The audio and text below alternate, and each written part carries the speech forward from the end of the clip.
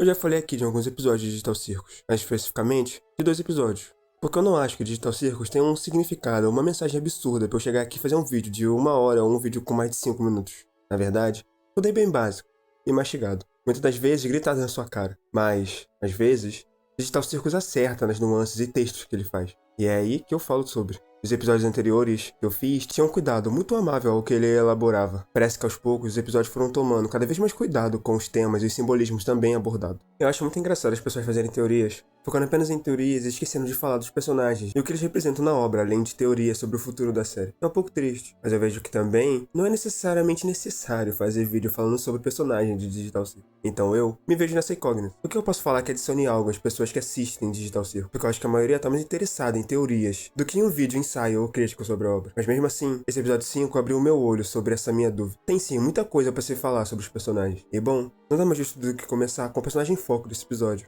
O Jax sempre foi uma incógnita pra mim. Desde o começo ele é apresentado como esse personagem caótico, o agente do caos, o problema de todo mundo. Ele só queria ver o circo pegar fogo e, se necessário, ele estaria disposto a atrapalhar os colegas dele para poder ter o prazer do caos. É engraçado que desde o começo também ele vai demonstrando nuances de que ele faz isso porque ele é em essência uma pessoa vazia, sem propósito. Aqui o Jax busca preencher esse vazio que o tédio deixa. Na análise, entre aspas, que eu fiz do episódio 2, eu chego à conclusão de que o Jax só queria ser visto, para não ser esquecido igual o Kaufman. Lá eu falo que o ato deles fazerem uma despedida ao Kaufman incomoda o Jax, porque ele, diferente do Kaufman, se fosse apagado, provavelmente ele nem seria lembrado por eles. No episódio 4 do trabalho, nós conseguimos ver ainda mais essas inseguranças que ele tem. Também conseguimos ver essa desconstrução do personagem dele, de agente do caos, para um cara um tanto carente e triste. A gente vê esse semblante caótico e energético caindo para um cansado e triste. Como eu falo naquele vídeo, provavelmente esse Jax do episódio 4 é o mais próximo de como ele era na vida real. E agora no episódio 5, essas nuances se mostram muito mais evidentes. Em cada olhar sério que ele faz, e em muitas falas dele. Dá pra ver que em muitas cenas ele tá claramente exausto emocionalmente. Também dá pra ver que pela primeira vez ele fica se esquivando dos ataques sarcásticos da Zubo. E nesse mesmo episódio, ele abre espaço pra conversar de forma séria com a Pomini. Isso é bizarro pra quem viu como ele se comportava antes. Isso só mostra o quão desesperado ele tá pra se conectar com uma pessoa, porque ele percebe que apenas encarnar esse papel de agente do caos não vai tirar ele dessa prisão emocional que ele se colocou. Igual a Hagatha. Mas depois eu falo disso. O Jax nesse episódio finalmente sai desse personagem apático e irônico para um ser humano normal. Antes de falar um pouco da Hagatha, eu queria concluir o Jax falando sobre um dos motivos dele implicar tanto com a Gangle.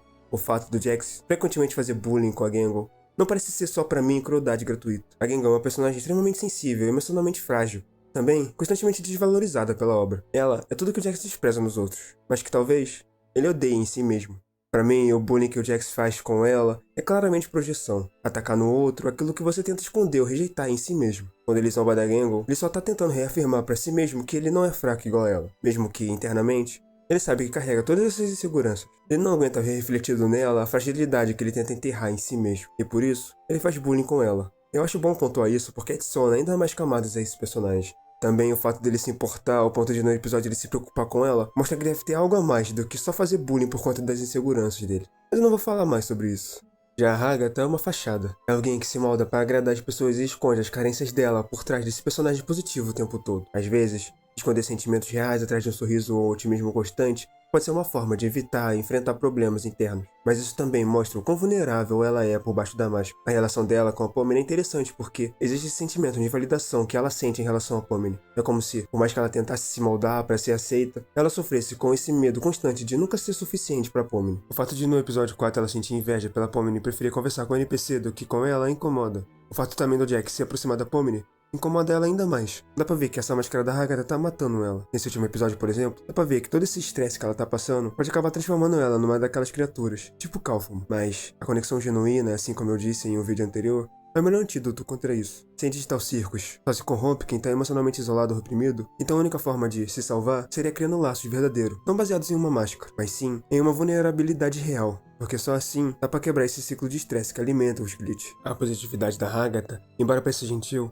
não permite espaço para essa vulnerabilidade. Ela apaga o conflito real em nome de uma harmonia forçada. Isso pode funcionar por um tempo, mas acaba sendo combustível para o colapso interno dela. A Hagatha, do jeito que ela está sendo construída, tem tudo para ser um exemplo forte de como negar a si mesmo por muito tempo pode levar à destruição real. Mas, o mais provável é que ela seja resgatada pelos amigos com o poder da amizade. Já a Pomini, em essência, é bem diferente da Hagatha. A Pomini e a Hagatha são como dois espelhos invertidos.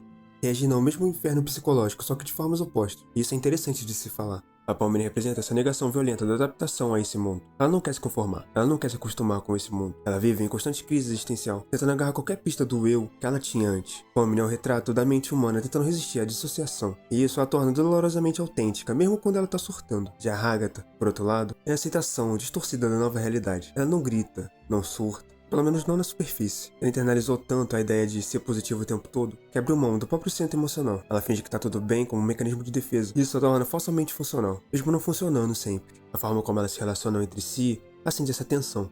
A Agatha tenta puxar a Pomni para sua bolha de falsa estabilidade, enquanto a Pomni se irrita com isso, porque ela enxerga essa artificialidade e não quer fazer parte disso.